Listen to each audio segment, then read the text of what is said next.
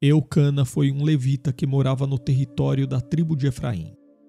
Ele era casado com Ana e Penina, e a história de Eucana ficou conhecida na Bíblia por ele ter sido o pai do profeta Samuel, um dos homens mais importantes da história de Israel no Antigo Testamento. E neste vídeo, você vai entender tudo o que a Bíblia diz sobre quem foi Eucana. Então, se você ainda não se inscreveu aqui no canal, inscreva-se agora e ative também todas as notificações, porque assim você receberá um aviso sempre que tiver um vídeo novo aqui no canal. Provavelmente o nome Eucana significa Deus tem tomado posse, ou Deus tem criado.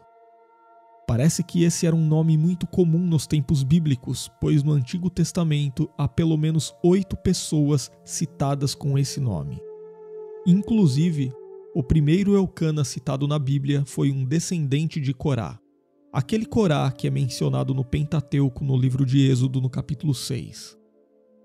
Mas sem dúvida, o Eucana mais conhecido por todos os leitores da Bíblia é aquele Eucana que foi marido de Ana e Penina. Esse Eucana é mencionado na Bíblia nos primeiros 2 capítulos do primeiro livro de Samuel. De acordo com o texto bíblico, Eucana era de Ramataim Zofim, na região montanhosa do território de Efraim. A Bíblia ainda explica que ele era filho de Jeroão, um efraimita. E sobre isso, o texto bíblico diz: Houve um homem de Ramataim Zofim, da montanha de Efraim, cujo nome era Eucana, filho de Jeroão, filho de Eliú, filho de Tou, filho de Zufi, efrateu. Mas embora Eucana fosse um homem de Efraim, sua linhagem de origem era a tribo de Levi. Isso significa que ele era um levita, mais precisamente um coatita da família de Zufi, conforme entendemos à luz do primeiro livro de Crônicas, capítulo 6, entre os versículos 22 e 35. E algumas pessoas pensam que há uma contradição nesse ponto da biografia de Eucana. No entanto, era perfeitamente possível que Eucana fosse, ao mesmo tempo, um homem de Efraim e um descendente de Levi. Isso porque a tribo de Levi não recebeu herança de território na distribuição de terras em Canaã. Na verdade, foram designadas aos levitas cidades que ficavam espalhadas pelos territórios das demais tribos de Israel. Então, por isso, Eucana era um efraimita por local de origem, mas levita por descendência. Portanto, não há nenhuma contradição quando a Bíblia identifica o pai de Samuel ao mesmo tempo como um efraimita e um levita. E a Bíblia parece descrever Eucana como um homem piedoso e temente a Deus. Como levita, ele ia a Siló, que era o local onde estava o tabernáculo naquele tempo, para cultuar ao Senhor. E o escritor bíblico registra esse compromisso de Eucana da seguinte forma: Subia, pois, este homem da sua cidade de ano em ano, a adorar e a sacrificar ao Senhor dos Exércitos em Siló. E estavam ali os sacerdotes do Senhor, Ofne e Finéias, os 2 filhos de Eli.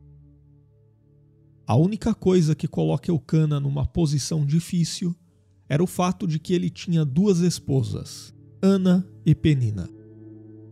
É verdade que a lei mosaica não proibia a poligamia, mas certamente o plano de Deus para o casamento sempre foi a monogamia. Todos os personagens bíblicos que se envolveram em relacionamentos polígamos tiveram problemas, e com Eucana não foi diferente.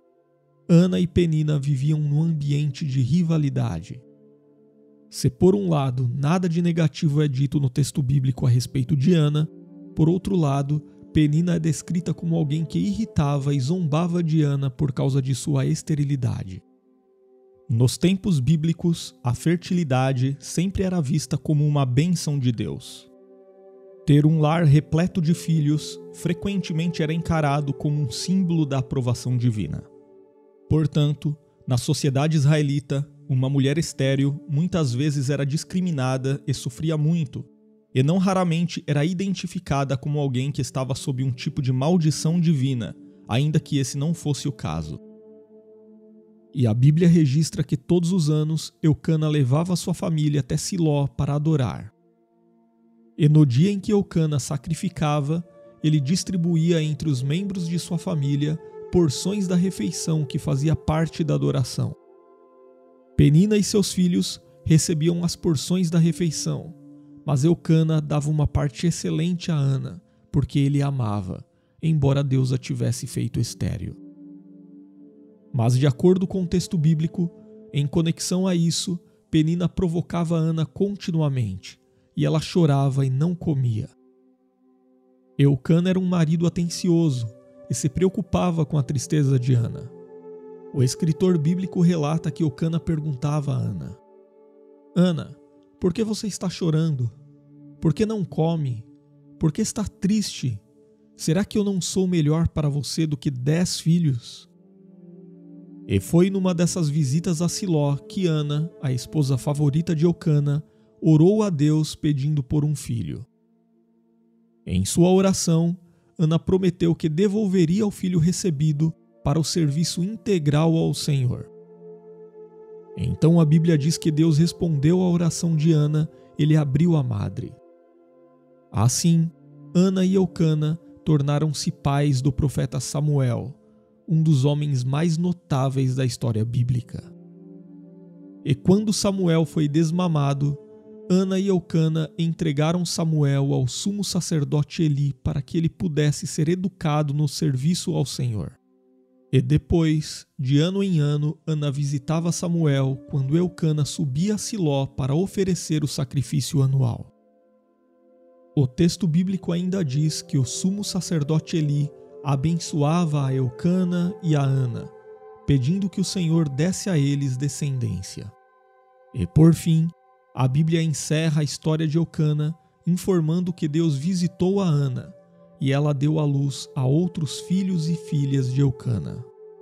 Sobre isso, o texto bíblico diz: Eli abençoava Eucana e sua mulher, dizendo: O Senhor dê a você filhos desta mulher no lugar daquele por quem ela pediu e dedicou ao Senhor. E então voltavam para casa. E o Senhor foi bondoso com Ana. Ela engravidou e deu à luz 3 filhos e 2 filhas. Enquanto isso, o menino Samuel crescia na presença do Senhor. E se você gostou de conhecer a história de Eucana na Bíblia, deixe o seu comentário, inscreva-se aqui no canal se ainda não se inscreveu, e se você tem o desejo de se aprofundar mais no conhecimento da Palavra de Deus e entender com clareza as principais doutrinas bíblicas, você pode estudar teologia conosco. As informações estão na descrição do vídeo e no primeiro comentário fixado.